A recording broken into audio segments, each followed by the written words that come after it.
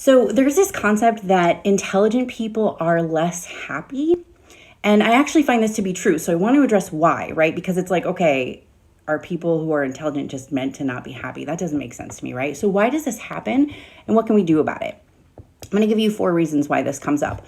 1, intelligent brains are more likely to focus on nuance and reject simplicity. Now, nuance is useful, right? We need nuance to be able to do things like make scientific advancements, right? We have to understand the details of things and how they all connect together in order to create new things, come up with new ideas. However, happiness does not require nuance. Happiness is simple, right? So we have to look at how to separate the need for nuance from the need for simplicity, okay? Number 2, lack of trust.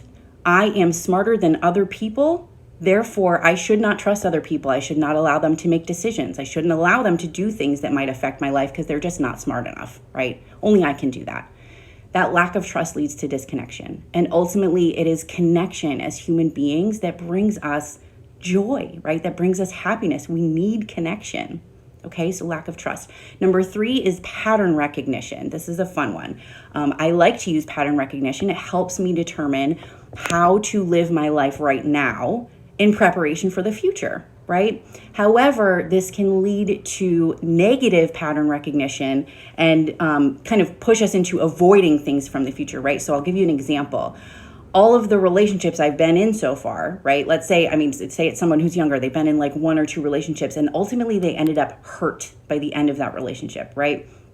And so we start to recognize this pattern of, oh, okay, that hurt. So relationships hurt, right? And it's not just in connection. This happens in multiple other areas, but that ability to recognize patterns tends to lead us to develop belief systems that hold us back from things that will ultimately bring us happiness. Which leads me to the 4th point, which is our perception of safety, okay? Intelligent brains are particularly good at protecting us by forming subconscious beliefs that do not ultimately serve our happiness, okay?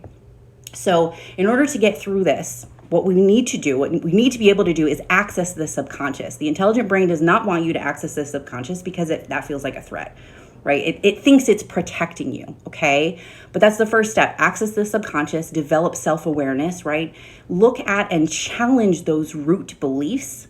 And if you're able to do that, ultimately, this will lead to connection, trust, simplicity, and ultimately happiness. It is possible. I love you.